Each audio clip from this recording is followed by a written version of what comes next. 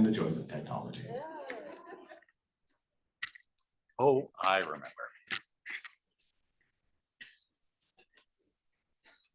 We're trying this with a multi-camera setup because we have multiple musicians playing tonight, which is why my brain has not recalibrated at all.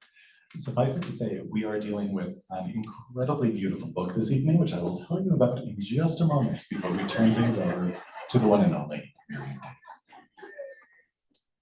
Hello, everyone. Technology works. My name is John Toews. Thank you all for your forbearance.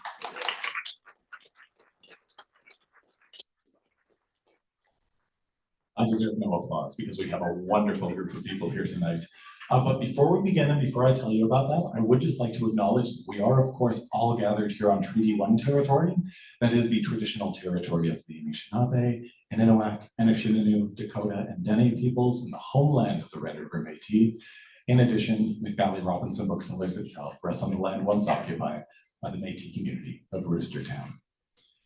We could not be more grateful to Knopf Canada for publishing the book that we are here to celebrate. We could not be more pleased that we have such an incredible group of people here to usher this heartbreakingly beautiful book into the world. We are here, of course, to celebrate a truce that is on peace, a book I would hold up if I were doing my job properly. It is so, I don't really know. Over the course of the evening, as I've let a few of you know, we will be weaving in some performances from Christine Fellows and John Samson Fellows. They'll also be asking Miriam some questions. We're looking at a total program time of around 45 to 50 minutes, following which there'll be a signing. I'll go over those exciting details at the end. But for now, it's my great pleasure to introduce the participants of tonight and to let you know that this book is Miriam is one of my favorite authors, like just full stop.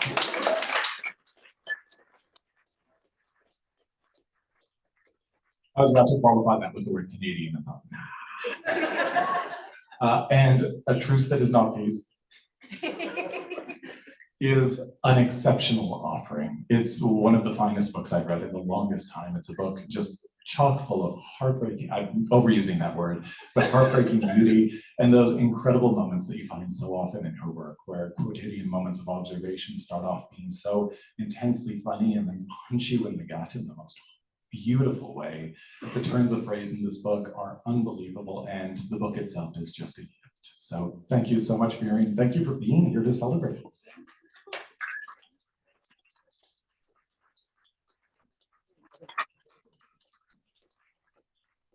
I'll now introduce tonight's participants because nobody is here to listen to me.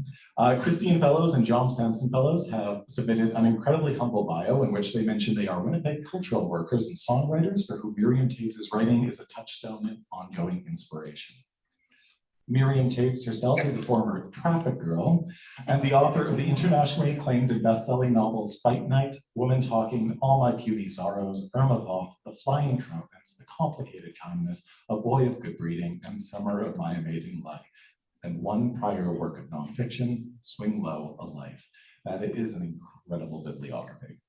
She is the writer of numerous awards, including the Governor General's Literary Award for Fiction, the Libris Award for Fiction, the Atwood Gibson Writers Trust Fiction Prize, and the Writers Trust Engel Findlay Award. Several of her novels have been made into feature films, including All My Puny Sorrows and the Oscar-nominated Woman Talking. Her latest has already been shortlisted for the Hillary Weston Writers Trust Prize for Nonfiction. Please give a raucous, unbelievably loud welcome to John Samson Fellows, Miriam Toews, and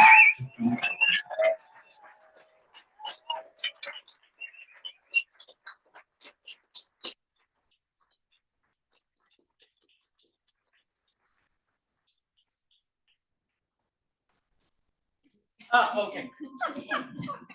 Thank you, John, and thank all of you for being here to celebrate this wonderful book and to celebrate Miriam. And so we're going to, from one John to another. Christine and I are going to play some songs this evening that have either been inspired directly by Miriam's work or sort of accompany her work, and we'll play a couple of them each, and Miriam will read kind of lots. And Christine's going to play this first one that's based on A Truce That Is Not Peace.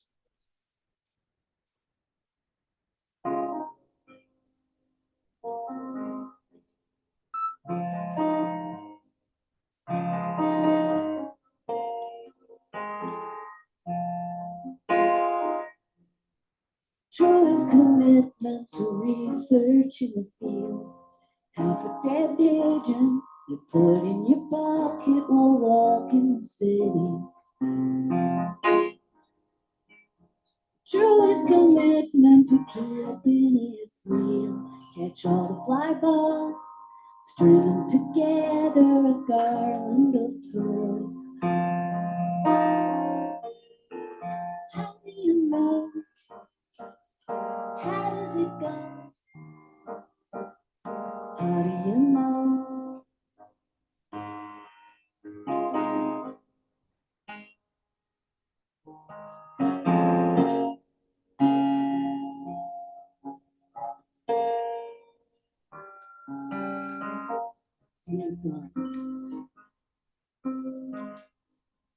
Sing to yourself and then whisper her name. May light be your typewriter, love be your flame. Joy's commitments and uneasy peace. No one to keep score of your confetti war. The liberator, our fearless curator. How do you know? How does it go? How do you know? As far as I got.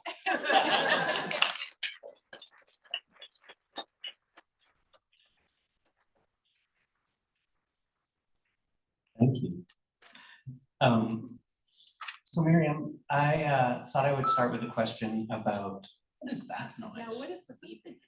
The beep dinging. I wonder if it's in our speaker over there. Do you mind checking that? What would I check? I don't know. Let's take a little mosey over here, and we're gonna look at this. What is this? Does it have a beep? Does it have a? John, I think it's my mom. Oh, awesome. That's great. No, totally. It's a phone. Of course it is. I thought it was me. I always think it's me. Yeah. So Miriam, I thought I'd start with a question about the process of making this book. So when I first read it, to me it was like sort of like listening to an album. It had these songs that I had heard before independently. So I'd heard one in Toronto at an event that all three of us were at. You said songs. I know I've said songs, but you know what I mean. And then one that was in that magazine. And so what was the process like of you actually putting it together? Was it like, did you get them all and spread them out on your floor and try and stitch them all together? Yeah, kinda. Thank you. Thank you for that beautiful song, Christine. That was amazing. And thanks for your question. And hi, everybody. Just thank you all for being here. This is really kind of overwhelming and beautiful. So yeah, I mean, that is exactly how it worked. You know, I feel that when writing it, I mean, I guess I sort of had, I was kind of going through this thing, you know, a mood or a feeling or a situation in my life, and I was thinking, you know, about what I do and why I do it, you know, writing other things, and I guess I just wanted to use parts of my life, other things that I had written, various, you know, quotes from other writers, you know, whatever it was, songs from, you know, friends, and somehow put that all together to somehow kind of, you know, represent an answer to the question, you know, why do I write? So it was, I mean, it was like kind of like quilting, you know, which is what we all do naturally.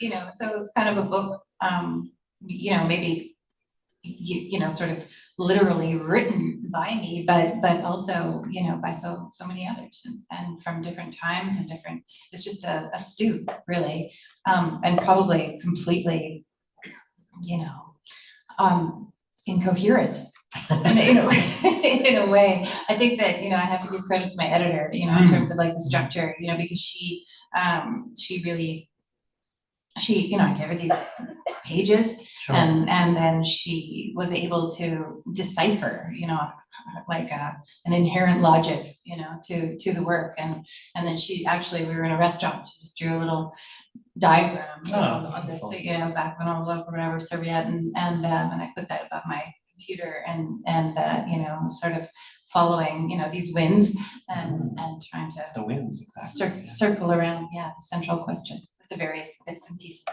Oh, that's beautiful. Thank you.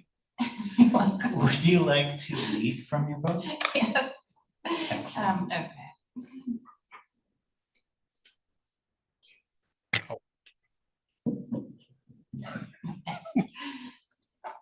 In my town, when I was young, every home had a daily devotional calendar in their kitchen. 365 pages, each with their own bit of cribbed and vaguely biblical advice for the day. These weren't wall calendars. They were in the shape of small boxes and sat smugly on counters and tabletops. Every morning I'd rush out of bed to be the first to rip the day's page off, crumple it into a ball and shoot it into the garbage can under the sink. I kept a mental tally of my scores and stats and strove to break my record every single day. It was important to me that the page tore away in one clean piece, perfectly, from the perforated edge, and that my throw into the garbage can was nicely arced and not a bank shot. I used only one hand, my right hand, for each step of the process, which was meant to be fluid and quick. Tear, crumple, shoot. Eventually, I realized that nobody, not my parents or my sister, ever noticed or cared. Not a single one of us had ever read the daily devotional, our 1 minute with God. Would it have made a difference? At the dinner table one year, my mother asked me what I wanted for Christmas, and I answered emphatically, the daily devotional. The family laughed and laughed. Our first major family holiday, organized by my jubilant mother when I was 12, was in the Ecuadorian Amazon jungle, where we were robbed at gunpoint, threatened with death by machete, dive bombed by vampire bats, had our flesh culled by multiple schools of piranhas, culled was the word my sister noted in her journal, and were force-fed guinea pigs. A note in the margin of my sister's Ecuador trip notebook. What is Mom up to? When we were robbed, my sister was mortified that our father hadn't understood what was happening, was more troubled by his dorky dad-style bumbling than the idea of being shot to death. Honey, said my mother, taking over, we're being robbed now? Okay, give this fellow your wallet. My sister in her notebook, I've never been so embarrassed in my life. Another summer, my mother arranged for the four of us to have a picnic on a small, uninhabited island in Falcon Lake. We set off in our tiny 9-horsepower aluminum boat, my father steering with his hand on the motor, my sister in the prow, peering out ahead, acting as a spotter for rocks and other hard things we might collide with, and my mother and me huddled together on the middle bench. Later that afternoon, our boat disappeared. When we'd arrived at the island, my father had hauled it up onto the beach, well enough out of the water that it could be lodged firmly there in the sand. Now it was gone. I'm going to read it like I would for my grandchildren now. It was gone. We four stood in a neat row on the beach, our hands visors blocking the sun, as though we were saluting an invisible major general, peering out at the water, the boat nowhere to be seen. My mother began to laugh, and then my sister and I, and finally, my father.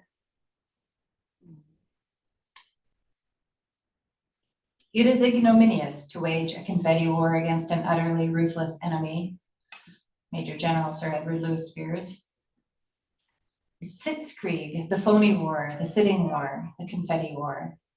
The British dropped 13 tons of paper leaflets over Germany to convince them the Nazis were evil. It didn't work. Speaking of futile, my first job after graduating from journalism school was as traffic girl for the tiniest radio station in the province of Manitoba. The station was a 4x6 cinder block structure, no windows, with an antenna on top in the middle of a wheat field next to the perimeter highway. There wasn't much traffic. My job was to get up early at 5 a.m., listen to another radio station's traffic report, and then call into my tiny station and say exactly the same thing. When I got hired for the job, the manager asked me what my name was, and when I told him, he said, no way, that's a crazy name. You're gonna be Lisa Cook. He told me to sign off with, and that's your traffic report, folks, I'm Lisa Cook. My kids were little then. They were asleep at that hour, and it was so dark and quiet, and I loved it.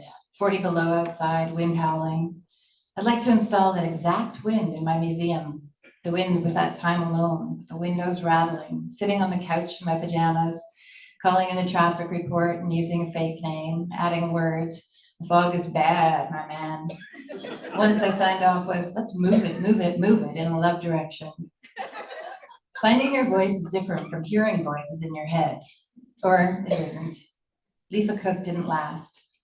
The narrow corridor, the spit of land, the confetti war, the beginning and the end, the wind museum, the derecho, the green sky, the head shrinkers, the broken glass, the ledge. Thanks.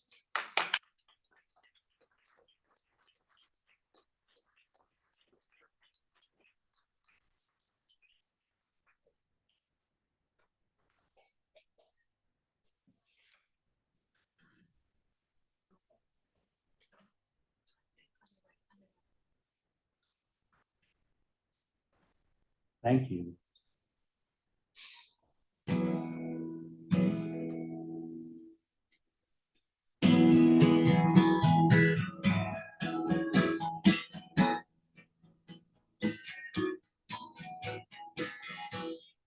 Headlights race towards the corner of the dining room. Half illuminate a face before they disappear. Breathe in 40 years of failing to describe a feeling. Breathe out smoke against the window, trace the letters in your name. Our letters sound the same, full of all our changing. Isn't change at all a straight line circle sometimes?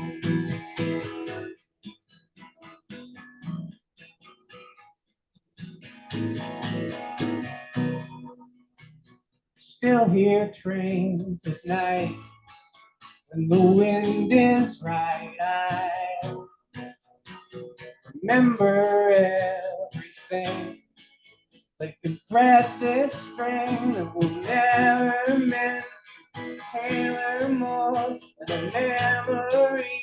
The kitchen floor, the fire door that we kept propping open. And I love this place, the enormous sky, faces, hands, haunted by. So why can't I forgive these buildings, these frameworks labeled home?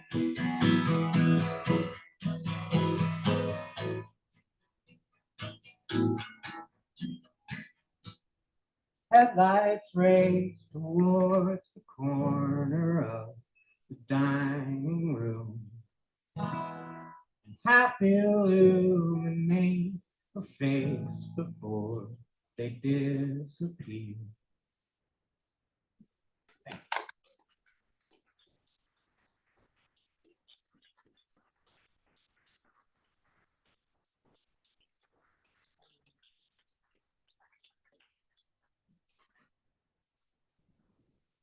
Thanks, I know, John. Yeah, I know, sorry. thanks for nothing. My allergies are always just so. Oh, I know.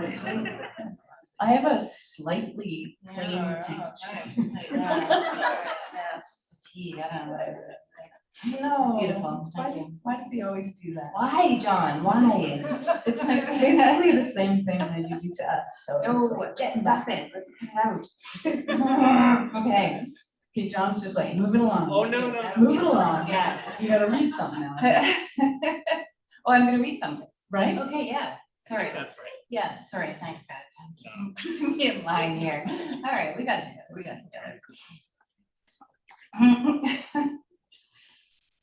Do you remember your family gathered around the backyard picnic table eating hamburgers and potato salad in the summer of 1977? The sprinklers squirting around and around and kids playing and screaming ollie ollie over. And your dad is smiling big because you just told him the best joke ever. Hey Dad, yeah? Did you know that they're planning to change the golden boy into a sterling lion? Only, you get it. Only now do you think, Oh, he might have been fake laughing for my sake. Because at the time, you truly believed that you were a little girl version of Richard Pryor or Lenny Bruce. You could feel it in your heart, feel the joy, the physical sensation of making your dad smile. You could hear applause and the words, "a hero's welcome," come into your mind. And you asked your mom, "Hey, what's a hero's welcome?" And she said, "I'm not sure, but we don't have those here." And do you remember a few years later visiting your cool boyfriend at his rooming house in the city? Do you recall how when you knocked on the door to his room, he didn't answer it? He said, hang on, don't open that door." And you waited and heard muffled noises before he came to the door and opened it a crack to talk to you. And through that crack, you could see legs folded in the bed, naked legs. And then there was a small laughing sound, and your boyfriend turned around and put a blanket on the legs. When he turned back and said, this wasn't his fault, you thought again, "It's all on me, miss, it's all on me." And you whispered, "Sorry." And the door closed, and as you walked down the stairs, you said, "Sorry, sorry, sorry," with each step until you were at the very bottom. Wow, were you at the bottom? Do you remember when you were 9 years old and you had North Star runners and homemade blue jeans and a white t-shirt that felt soft on your body? It was so soft. And the North Star runners fit you perfectly. And you walked through the streets of your town like you were the mayor, like you were the person saving it from drowning, from hunger, from sadness, from everything. And you were free and you were strong and you did this thing you had seen your cool California cousin do at the airport. You tipped your hat in greeting.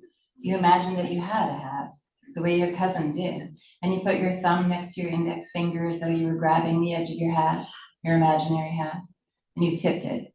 You tipped it, which meant that you pretended to either pull it down a bit to quit yank to say, "Hello, townsperson, top of the morning to you," or you pretended to lift it right off your head and put it back, and that was more elaborate, and you enjoyed doing it, and people smiled and nodded and said, "Well, hello and greetings to you too." And that made you so goddamn happy. You tipped your imaginary hat all that day to everyone you met, and they liked it, even though the hat wasn't real. They liked the gesture, the old-timey gesture, and they answered it. And you felt as if you were the one in charge, and you could save everyone from everything. What is unreality? Do you experience sleeplessness? Do you have an appetite? Do you suffer from unrelenting feelings of guilt? Do you find it difficult to answer your phone, to go out, to socialize, to get out of bed in the morning, to focus on your work? Hello? Do you ever think of harming yourself? Do you have a plan, a considered method? Do you abuse alcohol or drugs? Do you have any allergies? What's your religious affiliation? Do you have sharp objects on your person? Do you remember when you were 10 years old and you climbed that tree in the backyard and the branches were thin, but you sat on them anyway and swung your legs and the branches swayed and you laughed and you could see for quite a long distance? You could see your church, you could see your school, you could see Debbie's house, you could see the yellow and blue fields, and you were wearing your North Star runners, and your mother waved from the kitchen and clapped.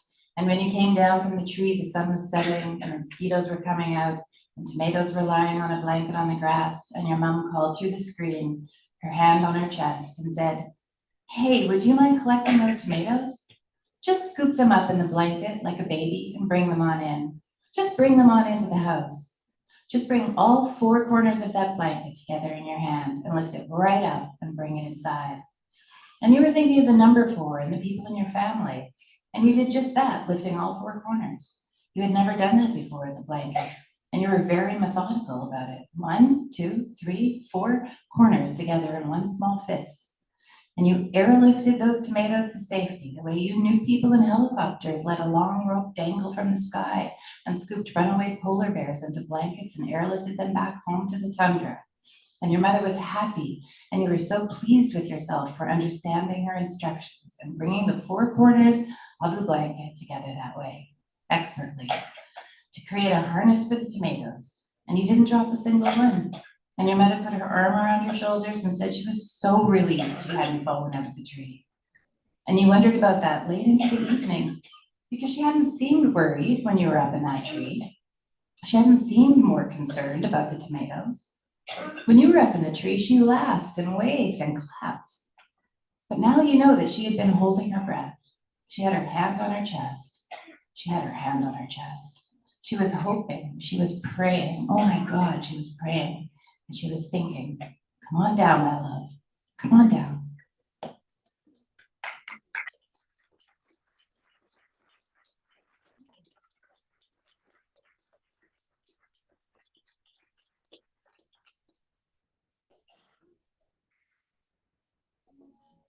Photo essay of a family in mourning, perforated ever so slightly to better let the light seep through.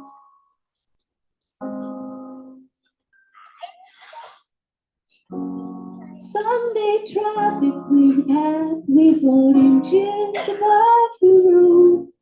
Close our eyes and drive so slow. We never need to get home. Clear the doorstep of flowers. Throw open the blinds in his empty room. Avert our eyes from his fingerprints. Is there something I'm forgetting?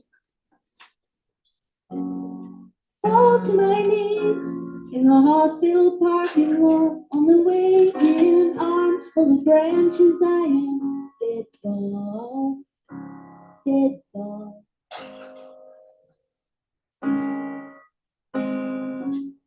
Last time I came here to visit him, I ran sunburned through the hall. My arms full of tiger wings. I don't remember this. I was told to go home. Clear the doorstep with flowers. Throw open the blinds in his empty room. Avert my eyes from his fingerprints. Is there something I'm forgetting? Why, when you know you should go, it's so hard to leave. Why, when you know you should go, is it so hard to leave? Why, when you know you should go?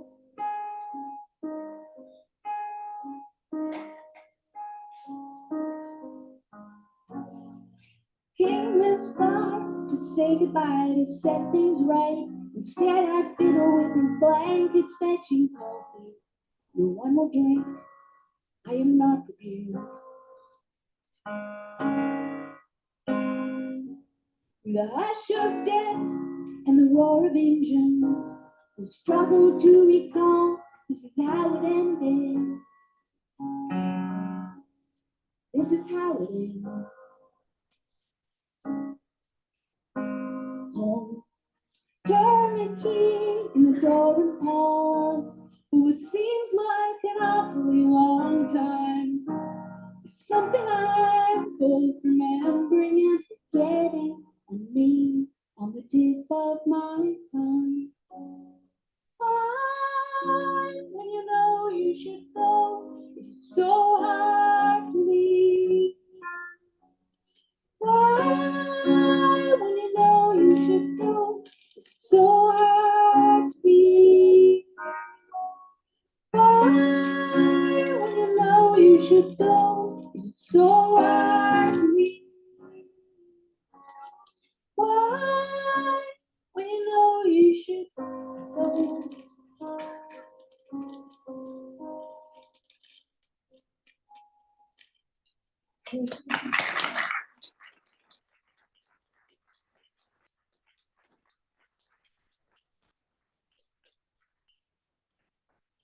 Thanks, Kristen.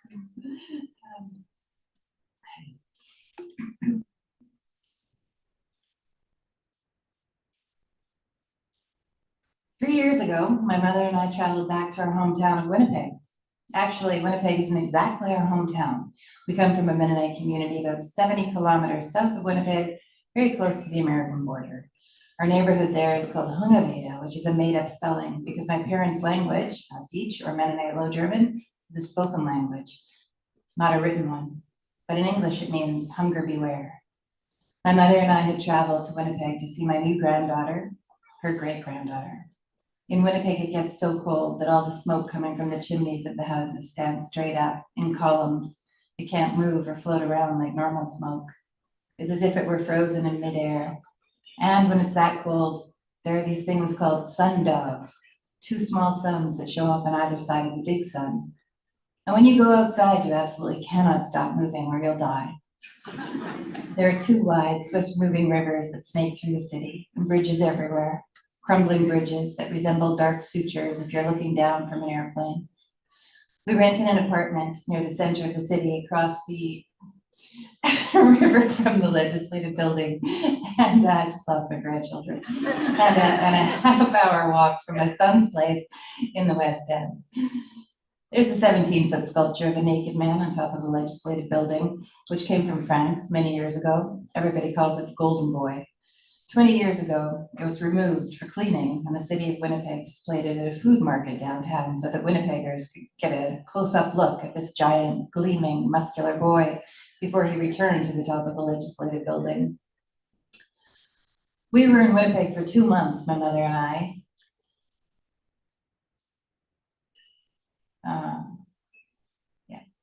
Sorry, apologies. We were in Winnipeg for 2 months, my mother and I, to help out with my son's daughters, who at the time were a 3-year-old and a newborn. My mother was old, 85, with a bad heart, and all she could really do was help hold the baby and sing lullabies in her ancient language, which, if you think about it, is a lot. It's almost everything. My mother rocked the baby, which meant that I was the one who ran around all day with the 3-year-old. She has silvery greenish eyes, 3-year-old, and was always brushing imaginary hair out of them, something she started doing when her hair was long, before her mom cut it into a cute bob. We ran and ran. When she got frustrated, she screamed, long, piercing screams. Her face turned red, and her body shook. When the tantrum was over, it was really over. She was happy again, throwing herself at me and pulling me up from the couch to dance with her like Josephine Baker. She had all these books about famous people, including Josephine Baker. Ask her who wrote Frankenstein and she'd tell you Mary Shelley, or who was 7 years old when she got her first guitar and she'd tell you Dolly Parton. It was a party trick her parents could play when they had company. She's smart and intense, like her dad. They're both Scorpios, if that means anything to you. Mostly we ran, she and I. It was exhausting, but I love her, and we'd die for her. That's what grandmothers do eventually. We make space in the cave for the little ones. We just bow out. Sometimes I'd turn on Netflix Kids and put her in front of the TV with a bowl of mac and cheese. It had to be the seashell-shaped noodles. And I'd go to the hallway and lie down on the floor to rest and feel the cold air that got in through the cracks around the front door. Most of my time in Winnipeg was spent taking care of my granddaughters and also my mother, who needed help with just about everything, even showering, which was a pretty funny adventure for us both. She had a lot of friends over to the apartment, and they'd play Scrabble and drink wine, laughing uproariously and sighing about things like the brevity of life, then laughing again. I was trying to write a book at the time, but it wasn't going very well, and I didn't really know what I was trying to write about. A line from a book I was reading kept coming back to me. The air between us crackles, as it does when you speak of your beloved dead. I thought, yeah, that's right. That's a good way of putting it.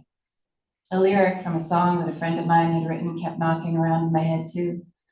40 years of failing to describe a feeling. Thanks.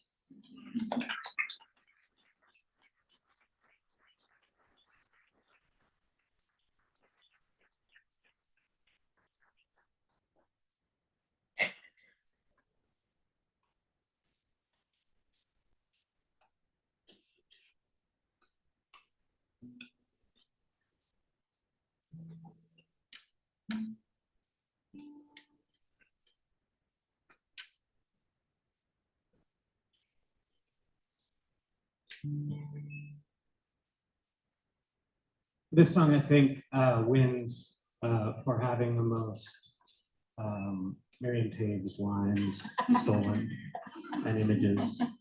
For We take from each other. we take. We We take. take. We take. We take. We take.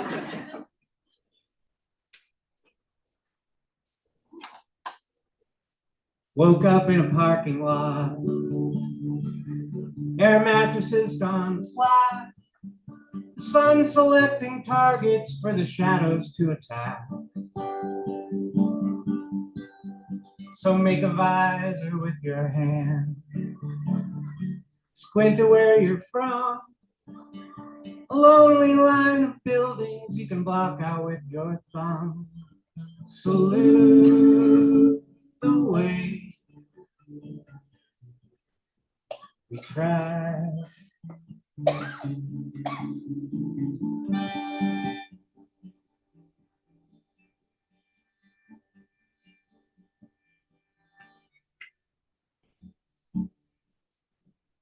And no one knows we're anywhere we're not supposed to be. So stay a while and watch the wind throw patterns on a field. This crop withstood the months of snow. Scavengers and blight tuned every year towards a tiny lengthening of light, and found a way to rise.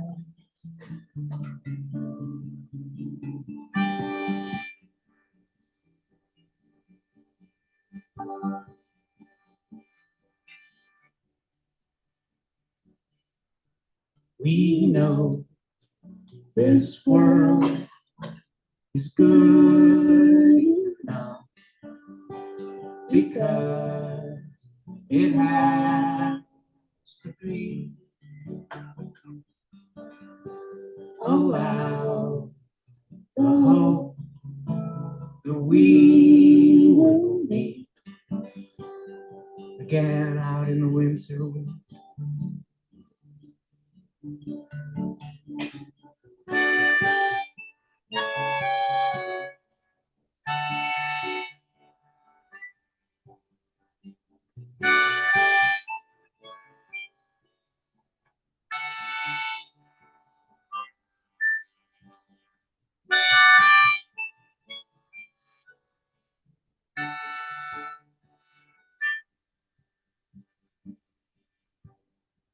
Find me in the winter wind.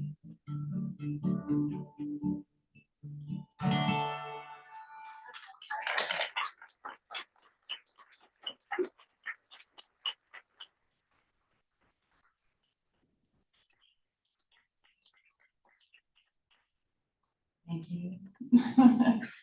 I fight back tears, but just looking, I just like focus on all those books there, you know, stuff, modern art, at Wits End, butterflies. Otherwise, I'll just, you know, read this, just, you know, crumbling, devastated mess here. I just drank your water. Yes. Drink your milkshake.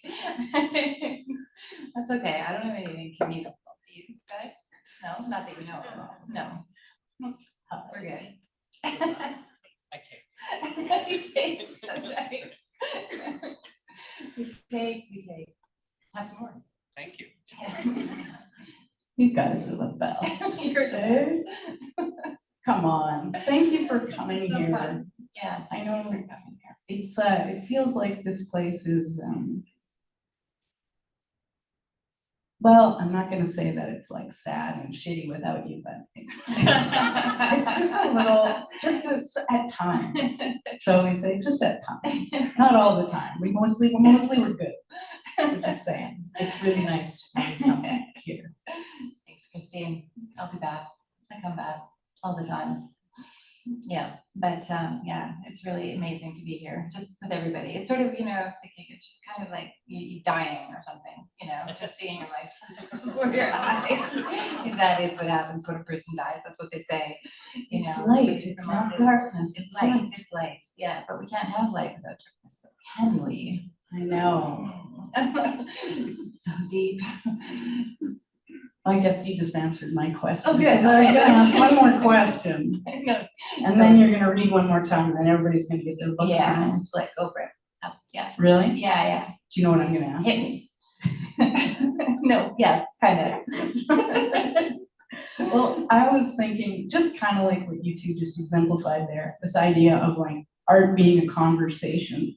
And the best things about getting to be an artist I mean, there are some pretty shitty things about it, but there's also some really wonderful things. And one of it is the getting to have a conversation with other artists. And I love this about your work, and I especially love this about this book, that the conversation with all these other artists is so present and so just from like what you just last read, where it's just so perfectly pulled together. And I wondered if you want to talk a little bit about the importance of other artists' work in your creative process. Yeah, absolutely. The most important thing. I mean, just here tonight, taking from you guys, and sharing, the idea, of this highway of ideas going back and forth, your songs, the book, and how we take and give. And for this book, it was just the company of, I quote a lot of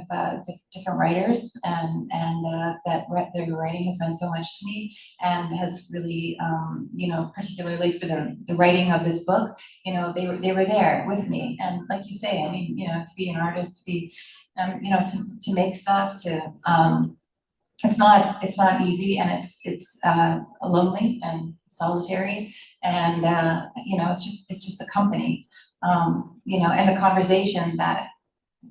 So I'll just, speak for myself, that with the book, the conversation that I was having while I was writing the book with the other writers, artists, poets, that I was, musicians that I was quoting.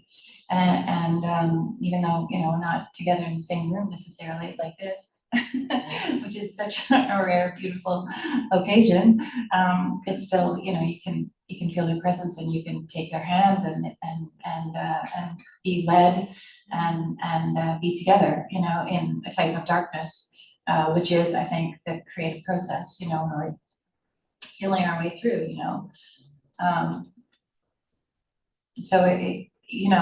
so it's just so vital that, that relationship, and knowing that those people are with me, when I work. So should I read, or? I turned this thing off. Yeah. Yeah, okay. Read one more time. One more time. One more time. Take it home. Is that what you used to say? Yeah. Take it home, tapes. Tapes on the book.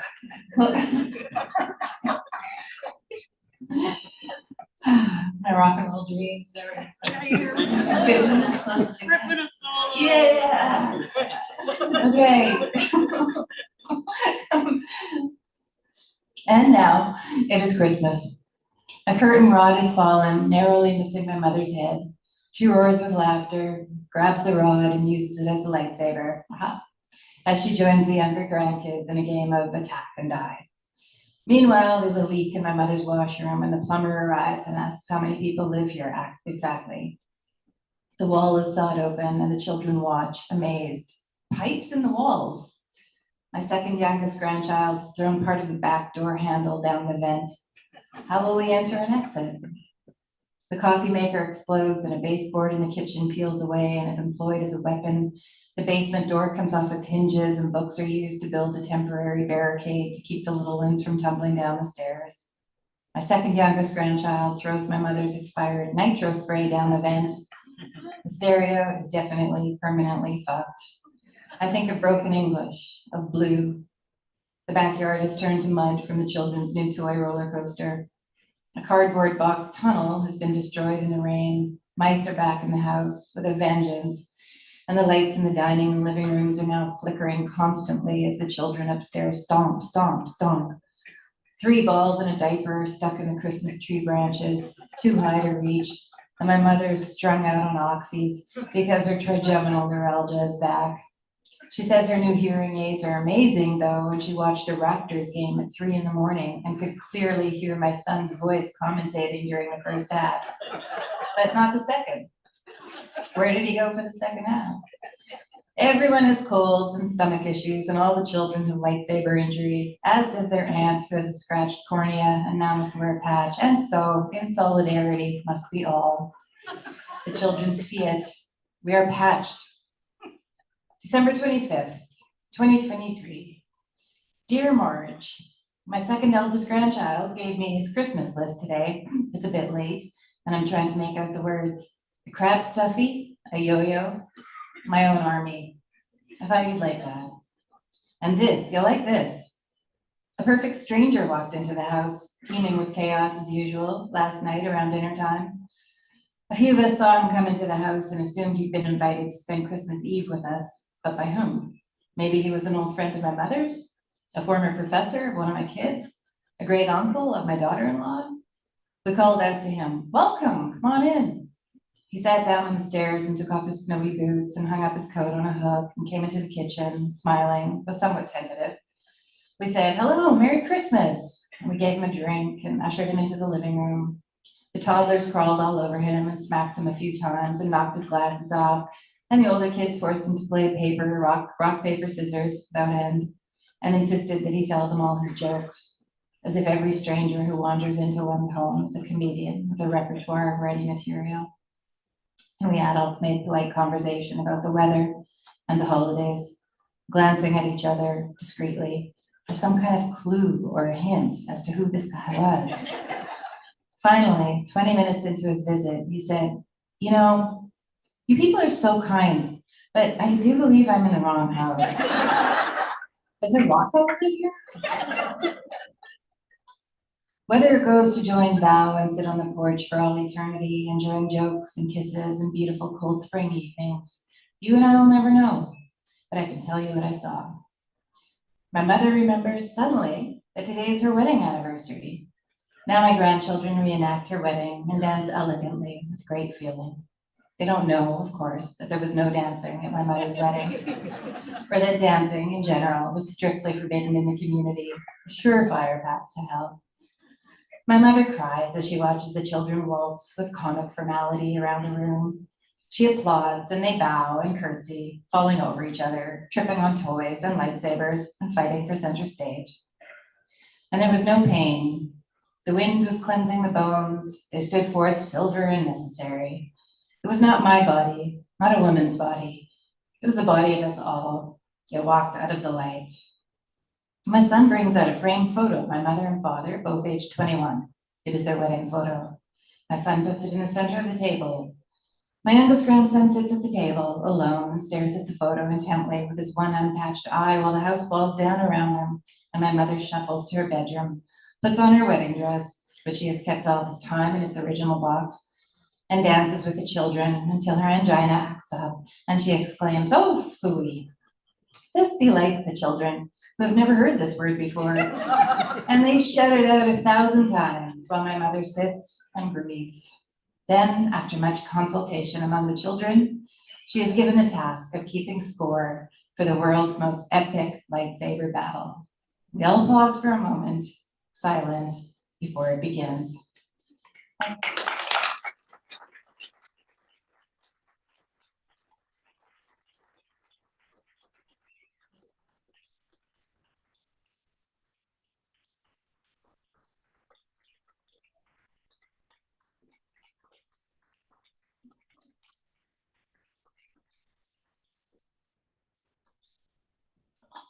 You missed it. Thank you so much. That was beautiful. Miriam will now be fleeing the atrium, but only temporarily. I'll be passing her over to the capable hands of my executive manager, Angela, who will lead her to the signing table. We'll ask you all to remain in place for just one moment while we listen to thrilling words of signing procedure from out here. But what you should do while she is moving is dramatically applaud her on your way.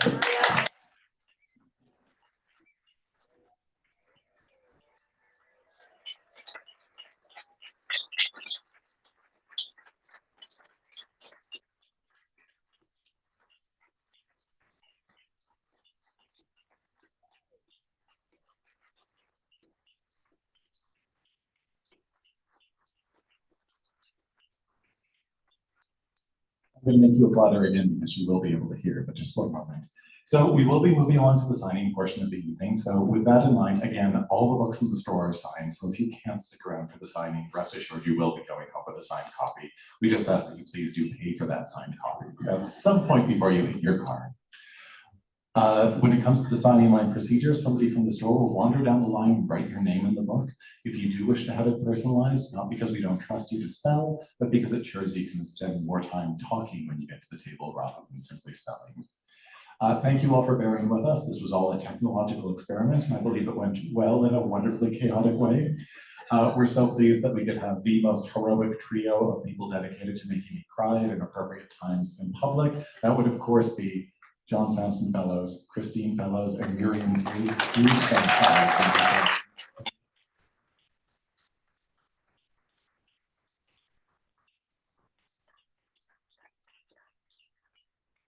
Huge thanks to Knopf Canada as well. And one more thing I should say, I know there are a number of people here who can't necessarily stand in line for a very long time. If you are one of those folks, please just flag down a bookseller by the signing table and we'll ensure that you get your book signed just a little more expeditiously to ensure you don't have to hang around for that long.